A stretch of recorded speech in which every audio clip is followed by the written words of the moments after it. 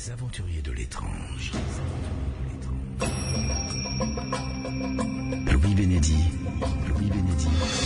sur Sud Radio. Bonsoir et bienvenue dans la 3e saison des Aventuriers de l'étrange. Ce soir, nous aurons 2 domaines à explorer, figurez-vous. De tout temps, l'homme a fait appel à la magie, à des prières, à des formules magiques censées le protéger contre les mauvais coups de la vie, les invocations. Alors, vous le savez, des prières existent, des rituels, des gestes précis ont été inventés par l'humanité. Et à partir de ce constat, bien, plusieurs questions apparaissent. D'abord, quelles sont ces fameuses prières ? En quoi consistent ces gestes, ces rituels ? Et puis surtout, est-ce que cela marche ? Nous nous poserons donc cette question tout à l'heure avec un ethnologue, sociologue qui étudie ces questions depuis plus d'une 30aine d'années sur le terrain. Il s'appelle Dominique Camus. Il sera avec nous tout à l'heure avec son nouvel ouvrage paru aux éditions d'Hervy aux alentours de 23h. Les aventuriers de l'étrange. Louis Bénédy sur Sud Radio. Mais pour la première heure, il va falloir vous munir d'une bonne pelle, d'une bonne pioche, d'une boussole et de très bons renseignements et surtout de bonnes compétences d'historien, car nous allons aller peut-être découvrir un trésor, des trésors encore enfouis. Il y en a plein en France, figurez-vous. Didier Audineau, bonsoir. Bonsoir Louis Bénédy. Vous êtes l'auteur d'un livre passionnant qui s'appelle Histoire mystérieuse des trésors enfouis. C'est paru aux éditions Grancher. On y reviendra évidemment tout à l'heure en fin d'émission, mais pour rentrer dans l'actualité, est-ce que vous avez entendu parler de trésors récemment découverts autour de la planète ? Et découverts autour de la planète, et même particulièrement en France, parce que je suis toutes ces découvertes de trésors de très très près. Je me fais envoyer même de province des coupures de journaux concernant ces trouvailles qui me manquent. Et il y a des découvertes exceptionnelles qui sont faites en France régulièrement, qui sont faites dans le monde régulièrement. En France, il y a eu plusieurs gros découvertes faites depuis une dizaine d'années. Quasiment, on a tendance en France à déclarer plus facilement les trésors qu'on le faisait autrefois. Donc, des trésors de centaines de pièces de monnaie d'argent ou d'or, ça arrive quasiment tous les mois. Et la grosse trouvaille, effectivement, ces derniers temps, c'est le trésor de l'amiral du Chaffaut, 1700 louis d'or qui avait été caché par son propriétaire en Vendée pendant la Révolution. Mais alors évidemment l'information qui noie toutes les autres, c'est la découverte du trésor du cygne noir par Odyssey Marine, qui est une société de chercheurs de trésors américaine. Effectivement. Oui. Qui a posé un problème international et qui va le poser encore pour longtemps, avec pas loin de 17 tonnes d'or, de pièces d'argent du XVIIIe siècle, dont on ne sait pas très bien de quelle épave elles viennent. Eux prétendent que c'est un navire sans nom qu'ils ont baptisé le cygne noir. Ça pourrait être un navire qui est plus connu, une épave qui est plus connue pour laquelle il n'avait pas vraiment l'autorisation de fouiller. Et finalement, ça s'est pas trouvé comme ils l'ont annoncé au début en Cornouailles, mais près de l'Espagne, ce qui fait qu'il y a une bagarre juridique entre l'Espagne, les États-Unis et la Grande-Bretagne pour revendiquer ces 17 tonnes de pièces d'or et d'argent. Bon, on y reviendra un peu plus en détail tout à l'heure. Vous nous direz ce que vous avez appris concernant ce dossier de cette épave qui a été baptisée Cygne Noir. Très joli nom d'ailleurs, un petit peu alambiqué, un peu opaque, un véritable roman policier du reste. Parfait pour une affaire toute aussi opaque d'ailleurs. Oui, complètement. Donc on va se retrouver dans quelques minutes. Si vous qui nous écoutez, vous avez une histoire de trésor caché dans votre région que votre grand-père vous racontait, vos anciens vous disent mais on sait qu'il y a un trésor enfoui quelque part, eh bien n'hésitez pas à m'appeler au 0826 300 300 et à me laisser vos coordonnées sur la boîte vocale des aventuriers de l'étrange pour que l'on puisse vous rappeler et que vous me racontiez votre histoire de trésor. Vous pouvez aussi m'écrire par mail à étrange@sudradio.fr. Sud Radio. Louis Bénédy. Les aventuriers de l'étrange. Didier Audineau, auteur, historien, est mon invité dans Les Aventuriers de l'étrange, saison 3, ce soir sur Sud Radio, car Didier Audineau, vous avez publié aux éditions Grancher un livre passionnant qui se lit comme un roman d'ailleurs, mais tout est authentique, donc ça n'est absolument pas romancé, c'est la réalité, c'est ça qui le rend encore plus fascinant. Ce livre s'intitule « Histoire mystérieuse des trésors enfouis ». Alors, vous avez commencé votre livre, et c'est bien normal, à tout seigneur, tout honneur, avec le plus prestigieux des trésors qui reste encore à découvrir. Et nous commencerons donc cette émission avec ce trésor-ci, le trésor des Templiers, qui reste encore à découvrir, un trésor légendaire. C'est un trésor surtout qui fait rêver énormément de monde depuis le XIVe siècle, à l'époque de l'éradication des Templiers et des premières recherches pour retrouver leur fortune disparue, et qui suscite encore de grands mouvements d'inquisition, de traque, de recherche, d'investigation. Et c'est pour ça que ce sujet m'a fasciné. J'ai commencé ce livre avec ça parce que le livre est chronologique. Dans les histoires racontées, qui sont, comme vous le dites, de vrais romans, parce que j'ai voulu améliorer le style de ce qu'on fait généralement à la chasse au trésor, ces histoires vraies avec des détails tout à fait inédits le plus souvent. Oui. Alors, on va se replacer dans leur contexte. Philippe le Bel en a marre de voir ces Templiers qui, en plus, après la bataille de Saint-Jean d'Acre, n'ont plus de raison d'être, protéger, à savoir protéger ceux qui vont en terre d'islam maintenant, qui vont à Jérusalem. Ils ont amassé une fortune énorme. Ils sont ultra puissants. Philippe le Bel décide d'éradiquer les Templiers. Oui, parce qu'il leur devait aussi un petit peu de sous. Il leur devait des sous, et puis comme son économie française était un peu flageolante, il s'est dit pourquoi pas la réactualiser avec l'or des Templiers. Voilà. C'était une très mauvaise affaire pour lui. Bon, donc dans le courant de l'année 1307, il décide une arrestation, mais il faut que ce soit massif pour que tout soit pris dans la nasse. Il y a plusieurs milliers de commanderies en France, de tous ces Templiers. Elle se fait au petit matin du 13 octobre de l'année 1307. Tous les Templiers sont arrêtés à leur commanderie. Mais il y a eu des fuites, il y a des choses qui sont passées, il y a des Templiers qu'on n'a pas pu arrêter parce qu'ils n'étaient pas dans leur commanderie. Et le grand trésor de l'ordre qui était constamment gardé dans la citadelle du Temple à Paris, lorsque Philippe le Bel veut mettre la main dessus, il trouve effectivement la cache, la tour du Temple, vide de son contenu. Il ne trouvera jamais le trésor des Templiers. Voilà la question, c'est qu'est-il devenu, le grand trésor? Alors, on pense que, parce qu'ils avaient à financer toutes les commanderies, enfin, c'était la trésorerie centrale, donc, ne serait-ce que en numéraire, je veux dire, en cash, si j'ose dire, il devait avoir un sacré paquet d'argent. Bien sûr, parce que chaque commanderie possédait des granges, émettait ses propres impôts, sa sorte de dîme, prélevait, alors les commanderies conservaient pour elles-mêmes ce dont elles avaient besoin pour leur fonctionnement, et puis le surplus remontait commanderie en commanderie, comme ça en toile d'araignée, jusqu'à la grande trésorerie de Paris, où on réutilisait cet or pour le prêter, le faire fructifier, et racheter de nouvelles commanderies. C'est pour ça que l'ordre était devenu considérablement puissant. Il y avait près de plusieurs milliers, je ne sais pas exactement le nombre précis, on ne le connaît pas, mais d'établissements templiers en France, parce qu'il y avait des commanderies, il y avait des prieurés, il y avait des fermes du Temple. C'était un État dans l'État. Donc ce qui était à Paris était forcément considérable, puisque le Temple prêtait au roi même. Puis il y avait les archives même de l'ordre qu'on n'a jamais retrouvées non plus. Ouais. Donc ce qui veut dire que le trésor des Templiers, il y avait de l'argent, évidemment, il y avait des archives, ça c'est très intéressant, mais la légende également suppose que lors de fouilles, lors de leur pérégrination, des dizaines, des cinquantaines d'années passées en Terre Sainte, ils auraient découvert des choses tout à fait intéressantes, pour ne parler que d'une seule, la plus célèbre, l'Arche d'Alliance. Mais oui, bon, c'est-à-dire qu'à Jérusalem, les Templiers, effectivement, se sont trouvés au niveau des écuries de Salomon. Ils n'avaient qu'à creuser pour tomber sur les restes du temple dévasté par Nabuchodonosor, et ils ont effectivement effectué des fouilles. Alors, est-ce qu'ils ont trouvé quelque chose à cette occasion? De toute façon, ils ont cherché. Maintenant, l'hypothèse selon laquelle les Templiers auraient pu ramener en France l'Arche d'Alliance ne tient que par un fait, c'est que au contact de l'islam, au contact de tout cet Orient, de chrétiens, les Templiers étaient passés à être de drôles de gens. Et c'est pour ça que leur arrestation était relativement facile en France et n'a pas de soulevé de tollé dans la foule. Ils s'étaient orientalisés considérablement et avaient une doctrine, effectivement, qui devait mêler plusieurs religions, dont aussi quelques préceptes de l'islam. Alors, cette histoire de l'Arche d'Alliance, c'est une hypothèse. Ce retour de l'Arche d'Alliance en France, par le biais des Templiers, c'est une hypothèse, mais le plus important, c'est l'or. L'or, c'est tonnes d'or, parce qu'on peut parler de tonnes d'or. Il faut se donner une idée. Quelques décennies plus tard, la rançon de Jean le Bon capturée par les Anglais, ce sera moins que le trésor du Temple, c'est 3 millions d'écus d'or. Ça fait 1 mètre cube de pièces d'or. Voilà, c'est pour vous donner une idée de ce qu'était une fortune de l'époque. Monnayée, en plus, dans des pièces qui sont maintenant considérablement rares. Bon, tout ce qu'on sait sur ce trésor, c'est qu'il séjournait à Paris, et qu'en octobre 1307, quand Philippe le Bel fait son irruption au Temple après l'arrestation des Templiers, toute la commanderie le même jour, le trésor n'est pas là. Il a été évacué vraisemblablement, il y a des témoignages là-dessus.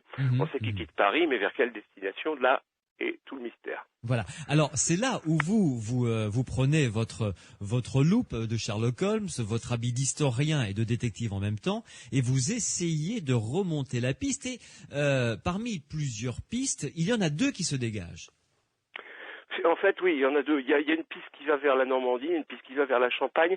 La Champagne, c'est une affaire très probable parce que les Templiers ont quitté Paris, sachant que dans les jours suivants, de toute façon, le coup de filet serait lancé sur eux, qu'ils ne pourraient pas aller très loin.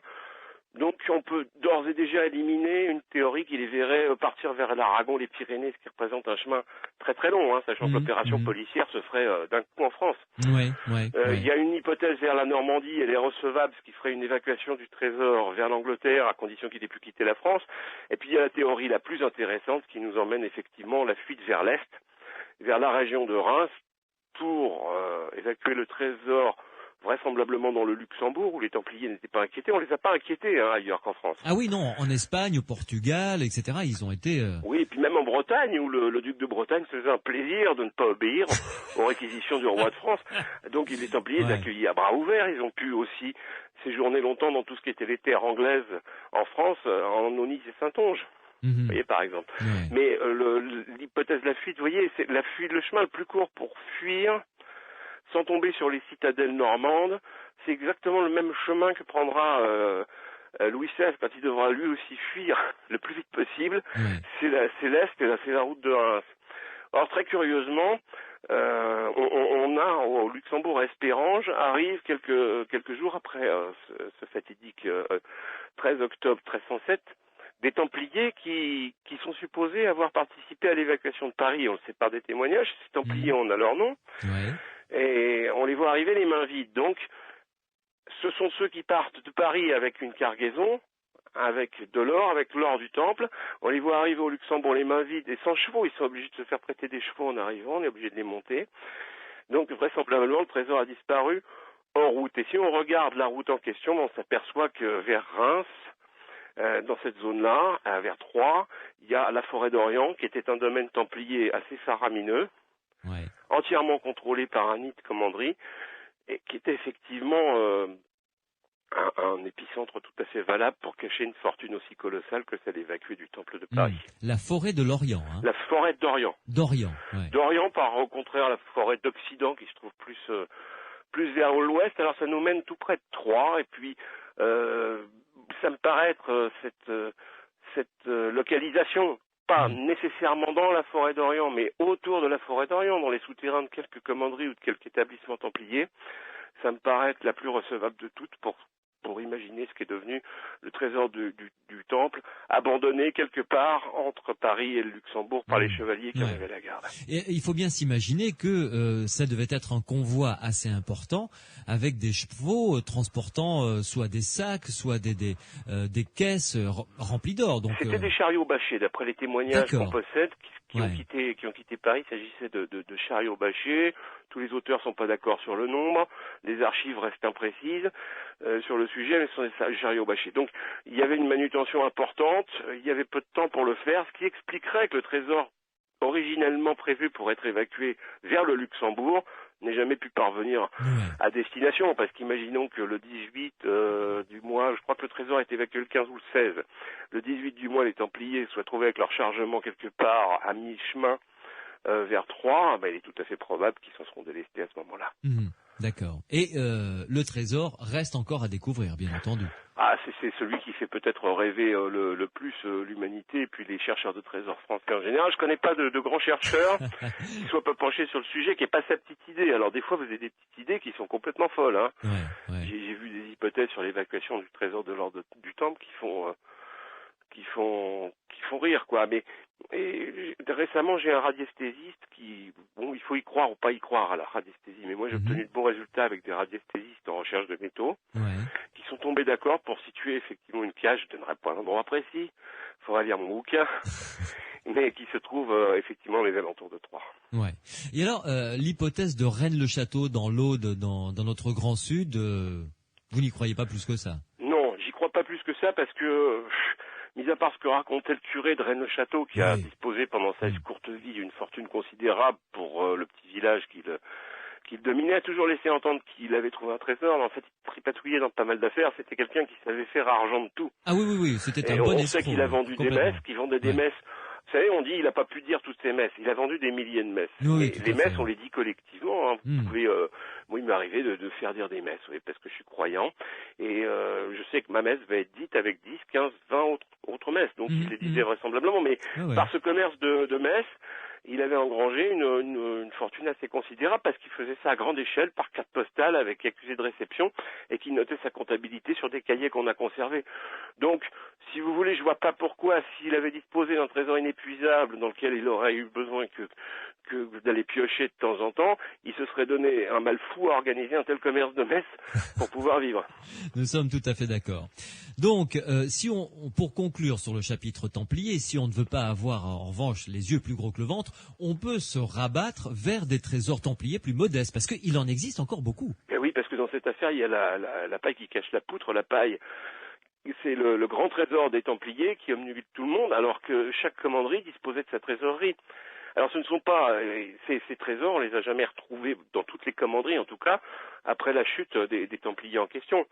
Alors, ce ne sont pas des choses qui ont été cachées parce qu'ils ont été saisis au coup de filet au saut du lit le 13 octobre, mais c'est des choses qui étaient dans des cachettes permanentes, des trésoreries permanentes, puisqu'il n'y avait pas de banque. Les commanderies conservaient un peu d'or et d'argent par de VRL pour faire face à leurs frais. Et puis tout simplement, ce qui se trouvait dans ces caches n'en est jamais ressorti parce qu'il n'y a plus de Templiers pour dire où ça se trouvait. Alors il y a une codification qu'on a découverte qui fait qu'on sait à peu près, il y a une série de symboles qui n'étaient lisibles que par des initiés qui permettaient de savoir où se trouvaient dans les commanderies réparties les caches d'or et d'argent. Généralement, les deux métaux étaient séparés, représentés par des symboles lune et soleil. Ouais. Et alors, une chose aussi qui est importante, j'ai découvert ça en vous lisant, c'est que il n'y a pas de sculpture ou de bas-relief prépondérant. Il faut avoir une lumière rasante pour voir apparaître justement, alors soit une formule, soit un dessin, un symbole. Mais ça saute pas aux yeux. Non, ça saute pas aux yeux. C'était des choses qui étaient gravées sur les murs, qui étaient peut-être visibles comme ça de face en plein jour à l'époque. Mais maintenant, ces signes se sont altérés par usure. Des fois, des signes ont été rajoutés au-dessus à des époques récentes ou des graphitos de tout genre. Donc, pour lire ces signes templiers qui marquaient des emplacements de cachettes sur les murs, il suffit tout simplement d'attendre le soir et puis d'éclairer ces murs de côté à lumière rasante. Et là, tous les reliefs se dessinent. On voit apparaître des phrases parfois entières, très anciennes, des dates, des choses comme ça. Et vous pouvez me croire, c'est incroyable sur les anciens sites templiers, qu'en lisant les murailles, comme ça, on peut découvrir comme graffito ancien, dans le sens n'est pas toujours compris, mais qui mériterait d'être étudié de façon intéressante. Moi, j'en photographie souvent, puis j'étudie, mais il faut faire des relevés par calque, c'est encore le plus facile. Et puis, l'émotion de découvrir une écriture qui a été laissée par une main, par un homme qui a voulu laisser un message. Donc ça aussi, c'est ça. Il y a ce côté-là aussi. Cette volonté d'avoir voulu laisser un écrit, un message, quelque chose derrière soi pour signifier soit à ses frères où pouvaient être cachées des valeurs, soit un état d'âme momentané, soit une glorification religieuse quelconque. Enfin, les graffitis ont comme ça de multiples sens. Et c'est toujours, c'est comme vous le dites, émouvant, surtout quand on reconnaît une date ancienne à son dictus, la façon dont les tracés, on sait que si c'est bien une date du XIVe siècle, pareil pour la manière de former les mots. Et c'est une trajectoire vers le passé qui est amusante. Ceci dit, c'est pas les taggers actuels qui vont nous laisser des souvenirs comme ça pour les siècles à venir. Bien, Didier Oudinot, une petite pause dans les Aventuriers de l'étrange sur Sud Radio et on va parler d'un trésor sur lequel vous vous êtes penché également. Et là, en revanche, vous avez joué un premier rôle en tant qu'historien tout à fait intéressant, presque à votre corps défendant d'ailleurs. Ça vous est tombé dessus presque par hasard. Le trésor de l'impératrice Eugénie, vous allez nous en parler dans quelques instants. Sud Radio. Louis Bénédy. Les aventuriers de l'étrange. Nous parlons des trésors enfouis en France car il en existe beaucoup et si vous voulez peut-être avoir des pistes à creuser ensuite vous-même, sans jeu de mots, procurez-vous ce livre de mon invité, Didier Audineau. Ça s'intitule « Histoire mystérieuse des trésors enfouis » aux éditions Grancher, avec même 260 fiches pratiques dans toute la France. Et vous allez pouvoir... c'est des débuts de piste et ensuite, à vous de faire le travail pour avoir le plaisir de progresser vers peut-être un trésor. Didier Audineau, le trésor de l'impératrice Eugénie a l'air d'être très consistant. Alors d'une part, vous allez nous raconter ce que vous avez vécu, parce que là, c'est pas banal. Alors c'est pas banal, j'étais à une émission je participais à une émission de radio comme la vôtre. Et puis, vous savez, souvent on vous ramène des courriers à la fin de l'émission, oui, les téléphones de personnes qui ont essayé de vous contacter. J'avais une dame qui voulait me contacter parce qu'elle disait posséder des documents signés de l'impératrice Eugénie, datés du 3 septembre, je crois, 1870, enfin de ces derniers jours passés aux Tuileries, avant la proclamation de la République et sa fuite forcée, qui faisait état de caisses de bijoux qu'elle aurait fait, de coffrets de bijoux et de valeurs qu'elle aurait fait envoyer en Espagne dans sa famille pour les mettre à l'abri. Et très imprudemment, j'ai donné suite, bien entendu. La dame en question m'a envoyé les originaux, même pas recommandé. 2 jours après d'ailleurs, hein, vous les avez eus très vite. Hein, oui, j'ai eu des documents donc effectivement qui étaient en papier en tête des Tuileries, authentiques, tout à fait authentiques, et qui décrivaient, qui étaient signés de l'impératrice théoriquement, et qui décrivaient une évacuation. Il y en avait 2, je crois, 2 évacuations de caisses. Mais alors les caisses étaient numérotées 16 et 17. Ce qui fait qu'on pouvait supposer que ces 2 trésors n'avaient pas été les seuls. Bon, et puis alors, c'était accompagné de documents, parce que ce papier des Tuileries avait été visité avant, c'est-à-dire il était tombé en la main de quelqu'un qui avait fait des recherches et qui donnait des précisions sur le sujet et qui se proposait pour rechercher l'or, alors vraisemblablement pour le compte d'un tiers. Enfin, tout ça était tombé dans la famille de mon interlocutrice. Et puis les lieux qui étaient indiqués correspondaient. Bon, par la suite, j'ai publié une étude sur le sujet parce que c'est des bombes, hein, des trucs comme ça. Vous trouvez signé de l'impératrice une liste de choses évacuées qu'on prétend avoir été enterrées, parce que tout ça serait pas arrivé en Espagne, bien entendu. C'est pour ça que ce sont des trésors qui auraient été cachés en route. Je publie un article là-dessus, et puis j'ai une conservatrice du musée, je crois que c'est de Compiègne ou de Chantilly, qui me dit faites attention au téléphone, faites attention. On en possède à peu près une dizaine comme ça. Ce sont des faux qui ont été réalisés après le pillage des Tuileries, à partir de papier à lettres volés par les Tuileries. Et ce sont des escroqueries au trésor. Des gens qui se faisaient passer comme détenant des documents relatifs à des sommes fabuleuses évacuées par l'impératrice et qui essayaient de vendre leurs renseignements. Avec des documents officiels. Avec des documents, c'est très curieux. Alors, là-dedans, j'ai fait le tri. Il y a effectivement des documents qui prêtent à confusion dans la mesure où c'est pas la signature vraiment de l'impératrice. Il y a des contre-signatures de maréchaux, un maréchal de France en particulier qui n'était pas en poste à ce moment-là, mais reste que, alors parce que évidemment après, j'ai pu me faire communiquer la copie de 15 ou 16 autres de ces documents qui font état d'évacuation depuis les Tuileries en masse dans les derniers jours d'août et les premiers jours de septembre, avec beaucoup de choses qui ont dû être dissimulées en route parce que la fuite devenait impossible pour les agents qui transportaient toutes ces valeurs. Ils n'ont pas pu tous parvenir en Espagne. Et il est vrai que sur tous ces documents, bon, il y en a qui sont apparus effectivement comme des faux probables, et puis d'autres qui correspondaient à des faits tellement réels qui se sont produits, où les gens disaient des témoignages de l'enfouisseur qui communiquait tout ça, qui dit j'ai dû m'arrêter à tel village, enterrer ma caisse d'or après tel incident, et puis quand on vérifie, tout ça s'est effectivement produit. Donc dans le bouquin, je donne quasiment toutes les pistes que je connais là-dessus, je les décortique et je donne mon avis dessus. Qu'est-ce qui est escroquerie au trésor et qu'est-ce qui est réalité? Parce qu'il est certain que effectivement l'impératrice Eugénie a fait sortir des valeurs des Tuileries dans les derniers moments. Alors on en a retrouvé en vente publique, des bijoux en particulier qui sont passés en vente publique, mais est-ce que c'est bien tout ce qui a pu être évacué? C'est pas certain. Ce qui fait que il y a quand même l'ombre d'un doute qui plane sur un certain nombre de ces affaires de documents d'évacuation. Je vous rappelle qu'on doit avoir quelque chose comme 15 coffrets qui partent dans des directions tout à fait éparpillées pour arriver finalement en Espagne, et les 3 quarts sont enterrés en route parce que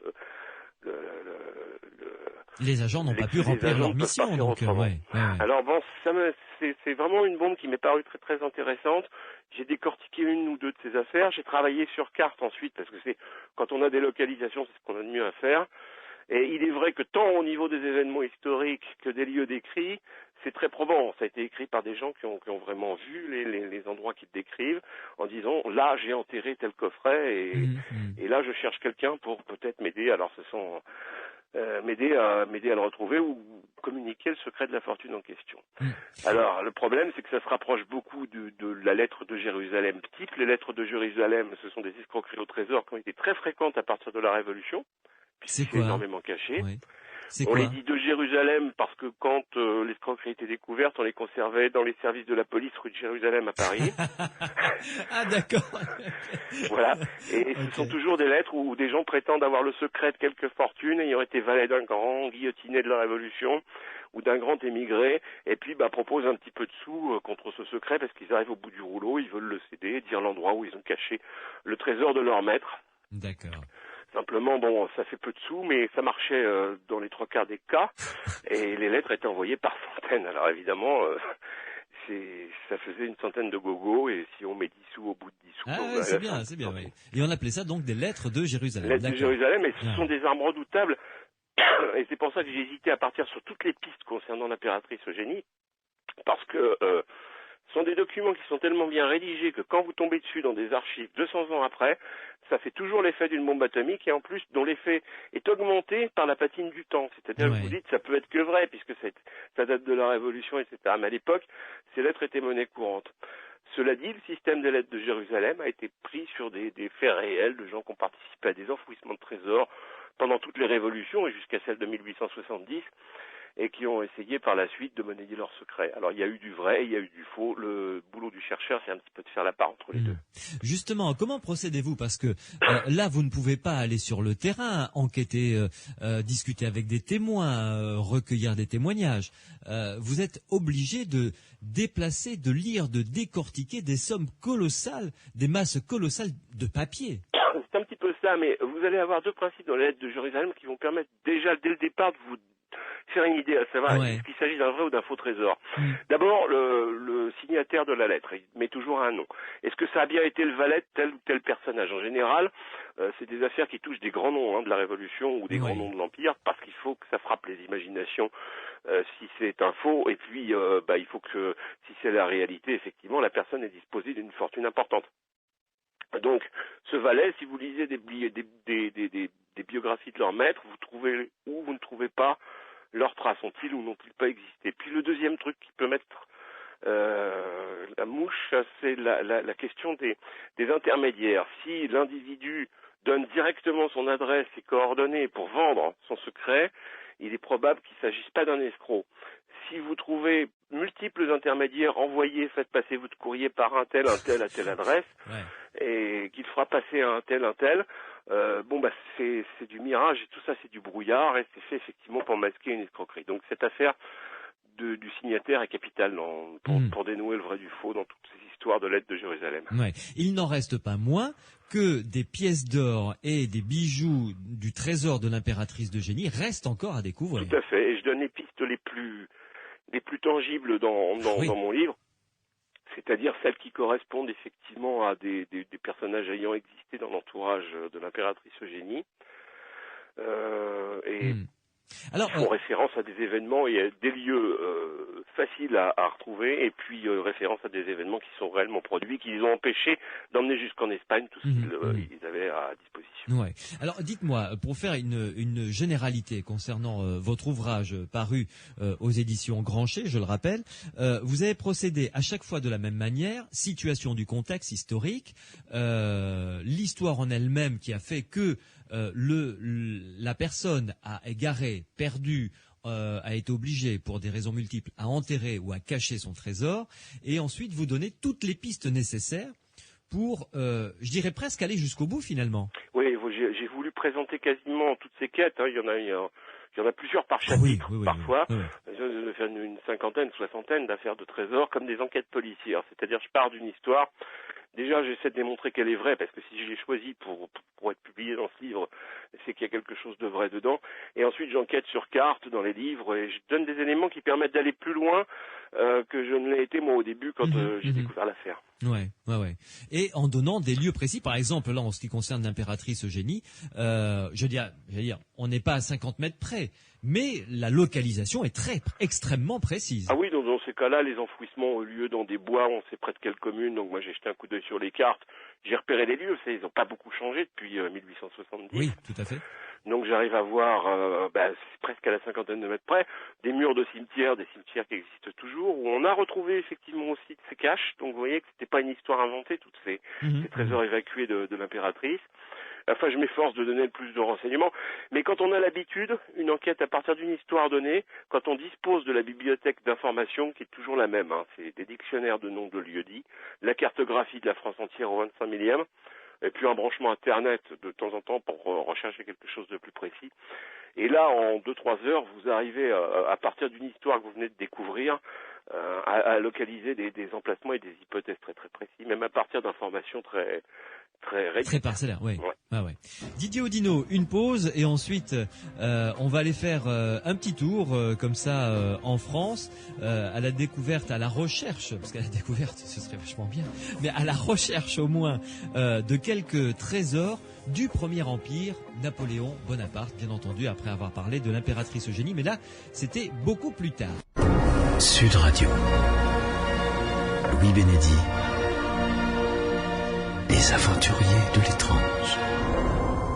Les aventuriers de l'étrange, 2 dossiers ce soir sur Sud Radio. Tout à l'heure, nous parlerons des invocations qui protègent des coups du sort, des formules à réciter pour attirer le bonheur, éloigner le malheur, avec un ethnologue et un sociologue, Dominique Camus, qui a fait un boulot extraordinaire dans ce domaine, plus de 30 ans d'études. Et là, il publie un livre aux éditions d'Hervy où il nous propose de découvrir tous ces rituels, toutes ces formules magiques, toutes ces prières pour se protéger.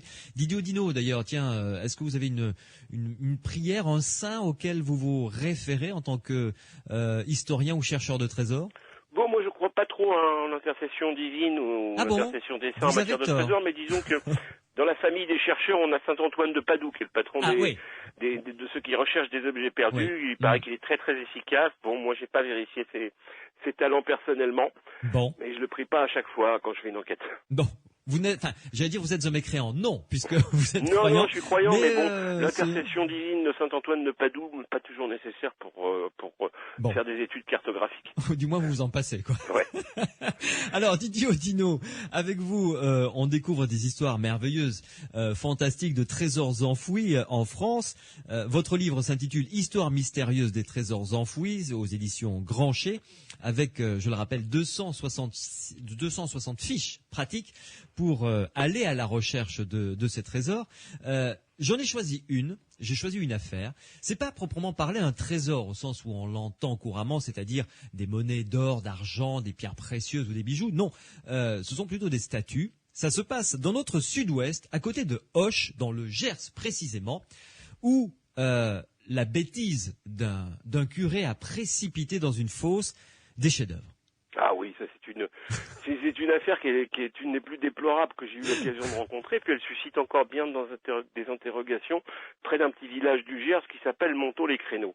Oui. Et là, juste avant la Révolution, si j'ai pu dater les faits, c'est environ 1785, il y avait un curé qui régnait sur le village qui était particulièrement obscurantiste, qui pouvait pas voir les Romains parce que de toute façon c'était pas des croyants jusqu'à une bonne partie des règnes de l'Empire, et puis il pouvait pas voir non plus les femmes nues, puis il pouvait pas voir les statues antiques parce que généralement c'était des gens nus. Ouais. Et un jour ce brave curé, on vient le chercher parce que les ouvriers, en tirant des pierres dans un lieu particulier dont je donne ce qu'on appelle Pérolis, le lieu dit Pérolis, sont tombés sous terre plusieurs statues romaines, mais alors de la plus belle facture en marbre, de femmes magnifiques, ciselées, enfin des statues qui sont décrites. On a possédé d'ailleurs un morceau de l'une d'elles pendant longtemps, on en a un dessin qui serait vraiment digne de figurer au Louvre à côté de la Vénus de Milo. Vraiment des merveilles, des meilleurs ciseaux romains. Le curé s'est rendu sur place pour voir ça, et là, horreur, il est tombé sur 6 statues de femmes enchevêtrées les unes dans les autres, plus nues les unes que les autres. Et il a demandé aussitôt aux découvreurs de ces objets, c'était quand même des statues plus grandes que nature, de les concasser dans leur fosse, de leur boucher le tout, et qu'on n'en parle plus, parce que pour lui, c'était une vision d'horreur, ces bacchanales, d'autant plus qu'on sait, par les descriptions qu'on a été faites, que c'était effectivement des représentations gréco-romaines de Diane, la chasseresse, et de ses suivantes. Alors c'est un peu érotique, effectivement, comme thème pour un curé. L'ordre a été bien suivi. Un oblio du coin s'est pointé près de la fosse quelques temps plus tard pour récupérer un torse, juste un torse de ces femmes. Ouais. Et à l'étude, ce torse s'est révélé d'une qualité inouïe. L'ensemble des statues en question représentait un véritable trésor archéologique en soi. Vous vous rendez compte ? Ouais, c'est vraiment un drame de l'obscurantisme total. Ce torse a subi de drôles de chemin. Il a disparu après, sous la Révolution, parce que son propriétaire a été guillotiné. C'est un spécialiste toulousain des sculptures antiques, qui a mal subi la Révolution. Alors reste l'énigme de la fosse en question. Bon, déjà tous les alentours de Montaut-les-Créneaux, donc dans le Gers, on sait que c'est saupoudré de vestiges archéologiques qui sont ceux, très vraisemblablement, de très belles villas ou d'une cité antique disparue. Donc la découverte n'est pas étonnante en soi. On a des rapports sur la découverte de cette fosse, la manière dont ça a été concassé. Reste qu'on ne sait pas exactement où se trouve la fosse en question et qu'elle est toujours l'objet de recherche maintenant de plus en plus ardues, précises, mais qui n'ont pas encore abouti, parce que même concassées, ces statues peuvent être restaurées de nos jours. Ces fabuleuses Diane chasseresses pour retrouver leurs gestes élégants, qui ont tellement fait vibrer ce pauvre petit curé de campagne, et puis elle pourrait faire tout à fait une vitrine absolument magnifique, avec des choses qu'on n'a pas encore vues au niveau de la qualité du ciseau. Ah, tout à fait. Donc, j'espère que un de ces jours, cette fosse sera découverte et ces statues reverront le jour. On va passer à d'autres trésors qui vont nous emmener cette fois-ci dans une période française illustre, un peu moins illustre sur la fin, on va comprendre pourquoi, les trésors du Premier Empire, Napoléon Bonaparte. Et là, les trésors du Premier Empire sont légion, si j'ose dire. Il y en a énormément en France. Vous savez, c'était une période où le pillage de l'Europe a été organisé, on le dit, par les nazis généralement, et ça a été le grand hold-up de l'Europe, mais il ne faut pas oublier que Napoléon, il était bien aussi, a lui-même opéré des hold-up fantastiques dans tous les pays d'Europe, à commencer par l'Italie. Oui. Et l'Égypte aussi. Et l'Égypte, et des hold-up qui ont rapporté des masses considérables, soit de souvenirs historiques et de valeurs historiques, soit d'apports constants d'or et d'argent. Donc, l'or et l'argent ont circulé considérablement sous l'Empire, et puis c'est une période où on s'est beaucoup battu, donc comme on s'est beaucoup battu, il y a eu beaucoup de troubles et on a beaucoup caché. Évidemment. Alors on va commencer par prendre un petit peu le large, enfin pas trop, au large des Saintes-Maries de la Mer. Dites-vous un navire qui a coulé, qui contenait des trésors extraordinaires. Ah oui, ce sont des trésors que Bonaparte faisait expédier par le Caire. De ces trésors qu'il trouvait dans les tombeaux égyptiens, qui étaient destinés à... Vous savez que l'expédition d'Égypte était moitié scientifique, moitié militaire. Ouais. Donc tout ça, c'était destiné à l'édification des foules et à figurer un musée parisien. Donc des bateaux partaient avec des momies, partaient avec des statuettes, partaient avec tout ce qui pouvait être afflé en Égypte par Bonaparte et ses troupes. Et puis, l'un de ces bateaux n'ont pu partir que jusqu'à ce que la flotte anglaise, évidemment, ne coule nos navires, à Aboukir. L'un de ces bateaux a coulé face aux Saintes-Maries de la Mer. On sait qu'il contenait des trésors égyptiens de première qualité, et c'est une épave qui serait très très intéressant de retrouver. Mais alors, il y a des trésors égyptiens comme ça également dans le Var, puisque des voleurs ont attaqué une caravane qui transportait ce genre de trésors, et eux pensaient tomber sur de l'or, mais ils sont tombés sur des caisses pleines pour eux de vieilleries, de choses inintéressantes. Voilà, c'était un petit peu la mode que d'attaquer les convois des armées de Bonaparte, parce que il circulait aussi des payes et puis des valeurs plus sonnantes et trébuchantes que de seules statues égyptiennes. Donc les brigands de tous bords, la France n'était pas encore tout à fait pacifiée. On était quand même sous le Directoire. C'était une des périodes les plus sombres au niveau du banditisme qu'on puisse imaginer en France. On sortait de la Révolution. On attaquait les convois qui revenaient de l'armée. Et puis un jour, c'était des bandits de la région Var. Oui, si ma mémoire est bonne, c'est dans le Var, mais je donne toutes les localisations dans mon livre. Ont attaqué un de ces convois. Ils sont tombés sur de ces objets qui débarquaient en France, des objets venant d'Égypte qui débarquaient en France, devaient regagner Paris pour y être catalogués. Effectivement, ils ont trouvé leur butin plutôt dérisoire et ils ont enterré tout ça dans différents bois près d'un lieu-dit dont on a le nom et qui m'a donné un mal fou pour le retrouver. Et puis, finalement, j'ai pu mettre la main dessus. Donc, ce qui fait que quelque part dans le Var, dans un bois, il y a encore enterré là des caisses avec, s'il faut, des trésors égyptiens inestimables. Et il ne faudra pas s'étonner, voilà, si un jour un prospecteur qui connaît pas cette histoire s'étonne, ou un archéologue s'étonne de découvrir dans un bois du Var, près d'un lieu-dit complètement perdu, des objets de plusieurs dynasties égyptiennes entremêlés les uns avec les autres. Il ne faudra pas rêver à un nouveau Glosel et à une nouvelle énigme de l'archéologie. Ce sont des convois ayant appartenu à Bonaparte et à ses trains militaires qui ramenaient tout ça vers Paris et qui ont été dévalisés en route. Cela dit, Glosel est un dossier intéressant. Glosel est un dossier intéressant, mais c'est un peu le même fatras, c'est-à-dire que ça ressemble assez à ça, la civilisation égyptienne condensée de 2000 ans, retrouvée en un seul endroit. Bon, mais l'affaire de Glosel, c'est un peu de ça, mais c'est aussi autre chose, on en parlera plus tard. Il vaut mieux parce que le dossier est très épais. Très épais, vraiment plein de contradictions et de partis pris terribles. Complètement. Didier Audineau, nous sommes ensemble sur Sud Radio pour découvrir des histoires de trésors que vous avez compilées dans ce livre aux éditions Grancher, Histoire mystérieuse des trésors enfouis. Alors, une chose que j'ignorais, ce que vous appelez les aigles, alors c'est une aigle, un aigle impérial, enfin je sais pas, des aigles impériaux? Non, pour le piaf, pardonnez-moi l'expression. Le piaf, oui. Le piaf, on l'appelle un aigle, et puis dès qu'il s'agit d'un emblème, ça devient une aigle au féminin avec un A majuscule. Donc une aigle impériale alors. Ouais, une aigle impériale. Très bien. Alors bon, l'empereur en avait donné à tous ses régiments. C'était le symbole même de son règne, de l'Empire. Bien que l'aigle n'ait jamais été vraiment le symbole de l'Empire, en réalité c'était au départ l'éléphant, on trouve aussi les abeilles. Ouais. L'éléphant, on n'a jamais trouvé beaucoup, mais l'aigle, c'est un symbole militaire. De toute façon, c'est une bataille d'aigles. Vous savez, l'Empire, il y en avait aussi en Autriche des aigles prussiens. C'est le combat des aigles. Alors, donc, l'aigle, c'est quoi? Enfin, l'aigle, c'était cette espèce de bâton avec l'aigle surmonté d'un aigle que les régiments portaient comme un étendard. Voilà, c'est ça un aigle en cuivre laiton, aux ailes déployées. J'en ai une copie. Bon, j'en possède pas d'authentique parce que j'en ai tracé, mais j'en ai pas trouvé personnellement. Ouais. C'est un oiseau d'une envergure d'environ 30 cm, 28 cm, qui était fiché au bout d'une hampe, effectivement, et qui était porté en tête des troupes. Alors, il n'y avait rien de plus humiliant pour un régiment dans une bataille que de la perdre d'abord, et ensuite d'être obligé de donner son aigle, de rendre son insigne ou de se le faire dérober, ce qui fait que dans les pires combats, le porte-aigle, on appelait ça comme ça, c'était le porte-étendard du temps, préférait sacrifier sa vie ou perdre du temps à enfouir son piaf plutôt que de se le faire piquer par les Autrichiens et les Prussiens. Alors, ce sont des objets maintenant qui sont très rares. Il y en a 4 ou 5 qui sont conservés aux Invalides. Quelques régiments ont encore des aigles du Premier Empire.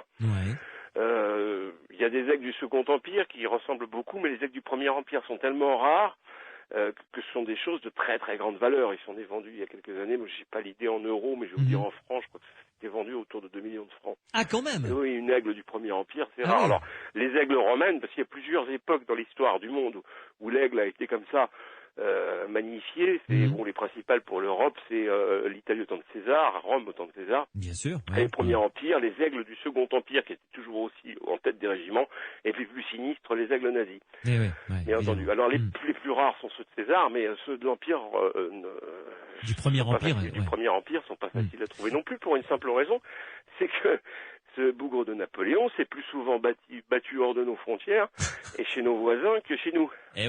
Sauf en 1814-1815, où là, quelques régiments ont effectivement eu des problèmes avec des Russes, des Autrichiens et des Prussiens, et ont été forcés de cacher leurs aigles plutôt que de les rendre. Ouais, mais pourtant c'est un objet, qui a une valeur historique, mais au niveau de la matière, vous avez dit c'est du laiton, quoi, ni plus ni moins. Oui, c'est ça. Il y a plusieurs modèles. Alors les initiés savent vous dater une aigle. À son épaisseur, son poids et la matière avec laquelle elle était faite. J'imagine. Au début, on a commencé par du cuivre, et puis finalement, on a tellement de régiments qu'on a fini par faire ça en espèce de maillot laiton, en jaune. Mais quelle que soit la matière, ça vaut de l'or. Même au niveau historique, ça vaut de l'or parce que c'est imprégné de toute la fureur toute la grandeur des armées impériales, ce qui fait que de tels objets sont extrêmement prisés des collectionneurs. Moi-même, je vous dis, j'en ai une copie, mais une copie qui n'a jamais vu un seul grandière de l'Empire. Il y en a d'ailleurs, vous le dites dans votre livre, bon, ça va être un peu compliqué, mais un régiment en passant sur un pont au-dessus de la Garonne du côté d'Agen l'a balancé par-dessus le parapet, et donc c'est tombé dans la Garonne. Donc là, va le chercher. Ça va pas être simple. Et puis il y en a d'autres également. Un deuxième qui a été enterré, dissimulé du côté d'Agen. Et alors là, ça va être dans le Lot-et-Garonne compliqué à retrouver. Ouais. Pour refermer ce dossier napoléonien, il y a une dernière chose que vous relatez, c'est le trésor qui a accompagné Napoléon lors de son retour de l'île d'Elbe. Ah oui, ça c'est une chose dont possède on est certain de la véracité des faits parce que ça a été raconté par le trésorier lui-même de Napoléon lui-même, qui s'appelle Pyrrhus. Quand Napoléon a débarqué à l'île d'Elbe, donc là c'était après on le voit premier arriver avec exil, son grand manteau qu'il ouvre devant tous les régiments qui lui sont envoyés, mais il avait quand même de quoi se nourrir, de quoi mener une campagne. Il avait plusieurs milliers de pièces d'or, je crois qu'il y en avait 20 000 en tout, qui étaient dans des caisses qu'on trimballait à dos de mulet. Donc à partir du débarquement de l'île d'Elbe, quand c'est descendu du brick, l'Inconstant, tout ça a été débarqué à Golfe-Juan, puis ça a suivi l'empereur avec le trésorier qui était toujours à côté de ses caisses et de ses ânes, jusqu'à Paris. Oui, obligé. Mis à part qu'il est arrivé un incident en route à l'entrée de Digne. Alors ça, Pyrrhus le raconte très très précisément. Un des ânes a glissé sur le bord d'une falaise. Une des caisses est tombée dans le torrent qui était en contrebas, plusieurs dizaines de mètres plus bas, s'est fracassé. Et le malheureux Pyrrhus s'est retrouvé avec un manque à gagner dans sa caisse. On a pu récupérer presque la totalité de toute cette caisse répartie dans le torrent, mais manquait quand même 2000 Napoléons, pardon. 2000 Napoléons or, qui ont été passés par l'empereur en perte des profits, parce qu'il était certain de l'honnêteté de Pyrrhus dans cette affaire. Et j'ai pu reconstituer exactement, c'est ce que je mets dans mon bouquin, l'endroit où la chose s'est passée, parce qu'à l'entrée de Digne, là où Pyrrhus nous raconte toute cette affaire, il n'y a qu'un endroit escarpé où ça a pu se produire. Et sur mes indications, un de ces Napoléons a été trouvé dans les eaux du torrent.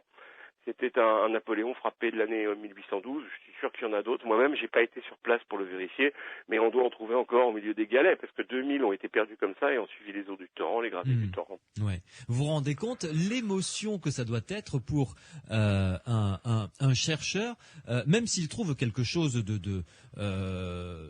qui ne vaut pas grand-chose en termes de monnaie, mais en termes historiques, ça doit être fabuleux, ça doit être un grand moment d'émotion. Ce monsieur ou cette dame, je ne sais pas, qui a trouvé ce Napoléon, a dû ressentir quand même une sacrée émotion quand il l'a trouvé. Bien sûr, parce que là, il se trouve avec un des objets qui a fréquenté de près l'histoire impériale. On pourrait être collectionneur d'objets de l'épopée impériale, mais malheureusement, tout le monde n'a pas dans sa vitrine un chapeau de l'empereur ou une chemise de l'empereur, comme celle qui s'est vendue récemment, qui venait de Sainte-Hélène. Ce sont des objets très chers. Donc avoir un Napoléon en or, moi j'en avais un dans ma famille, je vous dis, il suscitait l'intérêt de tout le monde, parce que l'empereur l'avait donné lui-même à un de mes ancêtres.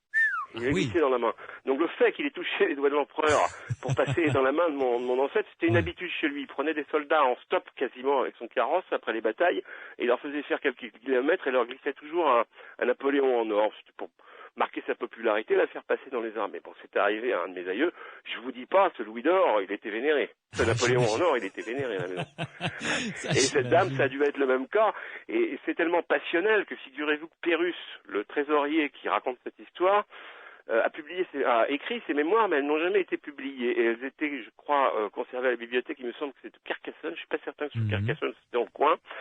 Et le tome, le cahier qui fait référence à cet incident a été volé depuis. C'est-à-dire que quelqu'un voulait occulter l'information pour la posséder à lui seul, mais moi j'étais passé avant, j'avais pu enlever des copies. Bon, heureusement que vous avez eu la bonne idée de publier ce bouquin. Le document n'est pas donc perdu pour tout le monde, du moins ce passage concernant l'incident de Digne, et le voleur du cahier en question, il est bien mari parce que l'histoire, il fallait que tout le monde la connaisse, chacun a sa chance dans le domaine de la chasse au trésor. Évidemment. Alors on va conclure dans quelques minutes, Didier Oudinot, sur Sud Radio, dans les Aventuriers de l'étrange, avec quelques conseils quand même. Admettons que l'un ou l'une de nos auditeurs ou auditrices entendent parler d'une histoire des trésors. Comment est-ce qu'ils doit procéder dans sa région, qu'est-ce qu'il doit faire, ne pas faire, quelles sont les règles à respecter, parce qu'il y a des lois en termes également de fouilles et quand on est l'inventeur d'un trésor, c'est comme ça que l'on dit, je crois. Hein. L'inventeur, tout à fait, c'est un joli terme, mais alors souvent on comprend rien, on dit le découvreur, mais enfin le terme légal c'est l'inventeur. C'est l'inventeur, voilà. Donc une pause et on va parler de tout ça, conseils pratiques dans quelques minutes. Sud Radio, Louis Bénédy, les aventuriers de l'étrange. Didier Odino, auteur d'un livre paru aux éditions Grancher, est mon invité ce soir dans Les Aventuriers de l'étrange, histoire mystérieuse des trésors enfouis avec 260 fiches pratiques. Et quand on dit fiches pratiques, Didier Odino, c'est réellement des indications précises sur l'histoire, la localisation d'un trésor. Bon, vous dites pas il est là, maintenant c'est aux gens de trouver, mais vous avez fait votre boulot d'historien, de détective privé si j'ose dire. Alors, en tant que connaisseur, spécialiste, habitué de ce genre, quel conseil donneriez-vous à quelqu'un qui nous écoute là ce soir, par exemple, qui dit tiens, mais c'est vrai qu'il y a une histoire de trésor dans le village d'à côté, je m'y suis jamais intéressé.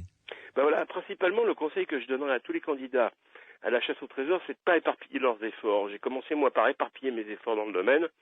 Bon, ça a peut-être eu un intérêt dans un sens, c'est que je connais à peu près tout ce qui s'est passé en France sur le sujet, mais des fois j'ai fait des voyages assez longs pour aller dans des régions qui n'étaient pas les miennes, donc il faut s'occuper principalement de sa région, du passé de sa région, des histoires de trésors.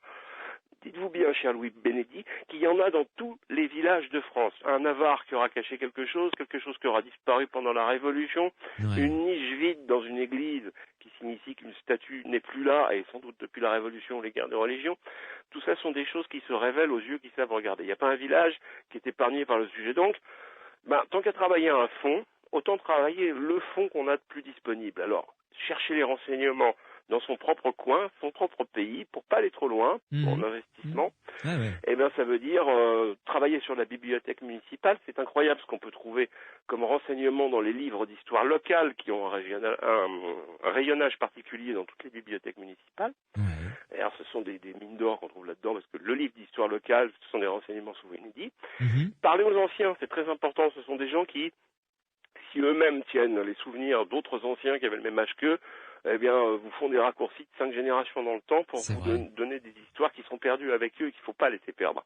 La collecte, voilà, tel avare qui était dans tel village, à tel endroit, il s'est passé ci, et puis l'érudit local, l'ancien qui connaît son histoire, hein, c'est pas le cas de tous non plus. Mais ça, un maire vous indiquera nécessairement, il y a un érudit local, un érudit du village, il y en a dans toutes les communes. Oui, l'historien, celui qui vraiment collecte. Voilà, celui qui collecte. Et c'est celui sur lequel, généralement, un maire, quand vous lui écrivez pour avoir des renseignements de ce type-là, vous embrayez immédiatement, parce que ça lui permet de se débarrasser de vous. Et puis là, vous allez tomber sur un type passionné qui, lui, par contre, vous aurez un mal fou à vous en débarrasser. Ah, ça, c'est clair.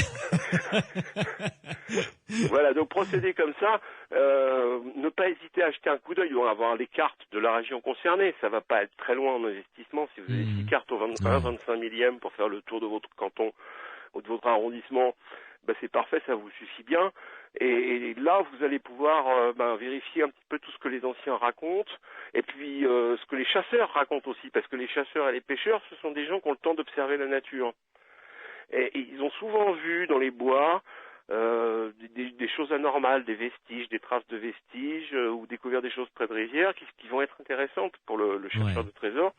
Et il m'est arrivé de découvrir des histoires de souterrains et des localisations de souterrains par les chasseurs, qui évitaient que leurs chiens aillent se perdre dans les dédales ou aillent se glisser dans les terriers de trous qu'on savait donner, qui étaient des aérations de souterrain. Vous voyez. D'accord. Donc il n'y a pas de source à ignorer à la campagne, et il faut les prendre le plus près possible de la campagne. Et alors ensuite, une fois qu'on a débroussaillé tout cela, faut-il creuser ou pas? Parce qu'il y a un moment où il faut soit faire tomber un mur si c'est un faux mur, soit déceler des pierres pour voir ce qu'il y a derrière, ou soit, mon bon monsieur, prendre la pelle et hardi petit. Quoi que vous fassiez, de toute façon, il vous faudra toujours l'autorisation du propriétaire pour aller un petit peu retourner chez lui. Oui, retourner la terre chez lui. Ça, c'est un minimum. C'est préférable. Bon. Mais la loi en matière de chasse au trésor est très paradoxale en France. C'est-à-dire, si vous achetez un détecteur de métaux maudits qu'on en trouve maintenant un petit peu partout, même dans les grandes surfaces, et vous décidez d'aller ratisser votre arrondissement, votre secteur, votre commune, à la recherche de métaux en général, et pas particulièrement de vieilles choses cachées, vous avez parfaitement le droit. simplement vous êtes soumis à une déclaration dans le cas où vous découvririez des choses pouvant intéresser l'art, l'histoire ou l'archéologie. Normal. Mais le fait de rechercher des métaux en général n'est pas en soi quelque chose qui est interdit en France. Oui. Par contre, lorsque vous avez traqué une piste à partir des dires d'un ancien, que vous avez localisé sur carte et que vous avez l'autorisation du propriétaire pour faire des fouilles précises afin de rechercher des valeurs intéressant l'art, l'histoire ou l'archéologie, il faut absolument, et c'est l'article 542 du Code du patrimoine, solliciter une autorisation de recherche, de prospection et de fouille auprès du préfet de la région concernée. Oui, autant dire que vous ne l'aurez jamais, quoi. C'est ça ? Non, ils s'en donnent. Ils s'en donnent pour des inventaires archéologiques de territoires de communes, mais c'est au compte-gouttes. C'est au compte-gouttes. Alors, le grand jeu consiste à dire, si on est avec un détecteur de métaux, on vous demande ce que vous faites. On vous demande toujours si vous cherchez des sardines quand vous êtes au bord de la mer ou si vous cherchez la femme en or quand vous êtes au milieu des terres. Et vous répondez que vous cherchez des métaux en général. Il n'y a rien qui l'interdit. Bon, maintenant, c'est vrai que si on veut faire les choses très très bien, théoriquement, de par la loi, et toute recherche d'objets intéressants, l'art, l'histoire, l'archéologie, doit être soumise à une autorisation du préfet de région, qu'on accompagne de l'autorisation du propriétaire. Mais je vous l'ai dit tout à l'heure, ils s'en donnent, et il serait vain de croire que c'est une démarche inutile que de la solliciter. Oui, parce que maintenant, étape suivante, nous avons ces autorisations, et là, aux joies, au plaisir, aux émotions intenses, on découvre quelque chose. Dans ces cas-là, on tombe sur le coup de la loi de 1941, c'est compliqué le droit. La loi de 1941, article 12, vous fait obligation de déclarer, c'est ce qu'on voyait tout à l'heure pour les recherches un petit peu faites au hasard, de toute façon de déclarer à la mairie du lieu concerné par la découverte, la mairie la plus proche, toute trouvaille concernant l'art, l'histoire ou l'archéologie, même jusqu'à des monnaies en or, des choses comme ça. Et des vestiges archéologiques encore plus, bien entendu, si vous êtes amené par hasard à en entrevoir. Donc, déclaration à la mairie, c'est absolument obligatoire parce que c'est comme ça que vous pouvez avoir vos droits sur un trésor. Imaginons que vous découvriez un trésor et on découvre tous les mois, je vous l'ai dit, découvrez dans une maison un pot contenant 700 pièces d'or, vous savez que ça peut représenter une fortune, ce sont des pièces rares. Si vous ne déclarez pas votre trouvaille fortuite, vous cherchez les métaux en général, si vous ne déclarez pas cette trouvaille à la mairie, vous l'emmenez avec vous, ça veut dire vous volez. Vous dérobez la part qui reviendrait au propriétaire des lieux, qui est de 50%, 50% pour lui, 50% pour vous. D'accord. Par contre, si vous déclarez, vous tombez inventeur de trésor, c'est l'article 716 du Code civil, et effectivement, vous avez droit à la moitié du trésor en question. Tous les gens qui ont des problèmes sont les gens qui n'ont pas déclaré les trésors fortuitement découverts. D'accord. Et non, autrement, ça se passe généralement très bien. Bon, surtout si on oublie de dire qu'on a un détecteur de métaux, c'est pas toujours utile dans la conversation. Excellent. Et alors, dernière question, Didier Oudinot, avant de passer au deuxième sujet des aventuriers de l'étrange, à savoir les invocations, les prières pour se protéger contre les coups du sort, avec Dominique Camus, l'ethnologue. Didier Oudinot, l'histoire de trésors qui vous a fait un petit pincement au cœur. C'est pas forcément le grand, le beau, l'énorme, l'immense trésor, mais celui qui vous a touché profondément. Ah, c'est difficile à dire. Beaucoup l'ont été pour ce qui me concerne, surtout quand elles avaient rapport avec des personnages dont j'avais appris à violer un petit peu les secrets et l'intimité en enquêtant sur eux. Bon, évidemment, c'est captivant les Napoléons en or perdus au retour de l'île d'Elbe, parce que vous rentrez dans l'entourage direct de l'empereur, et ça m'a fasciné. Mais ayant une bonne connaissance de la vie du général Charette, rechercher ce qu'il a pu dissimuler en Vendée, parce qu'il disposait d'un trésor de guerre considérable dont on a l'inventaire et qui n'a pas été retrouvé après sa mort. Là, c'est pendant la Révolution française. Pendant la Révolution française, la contre-révolution de Vendée, pour être précis, donc la guerre de Vendée. Rechercher ce que Charette a pu cacher quand on connaît la personnalité du personnage, c'est prenant parce que on a le même contact que celui qu'on a pu avoir lorsqu'on traquait les Napoléons en or de l'empereur, avec un grand personnage historique. C'est un raccourci vers l'histoire formidable. Et le trésor de Charette a été retrouvé ou pas? Non, et puis il y a plusieurs hypothèses. Bon, moi j'en suis arrivé, vous voyez, à en formuler 13 sur le sujet. 13. C'est-à-dire qu'il y a 13 endroits possibles en Vendée, compte tenu des événements où Charette aurait pu cacher tout ou partie de son or. Enfin, une somme considérable en or. Il y avait de quoi payer une armée. C'est un budget d'État. Ah oui, quand même. Et 13 sont toutes aussi valables les unes que les autres, mériteraient toutes d'être recherchées. Mais je crois que le grand secret, c'est que Charette était tellement malin que peut-être que les 13 sont toutes les bonnes. et que son trésor devait être morcelé en plusieurs régions de Vendée, parce qu'elle saupoudre bien le département, de façon à ce que toujours où qu'il soit, et même perdant une partie de son territoire, elle puisse disposer d'actifs suffisants pour reprendre la guerre. Pas bête. Tout sauf bête, évidemment.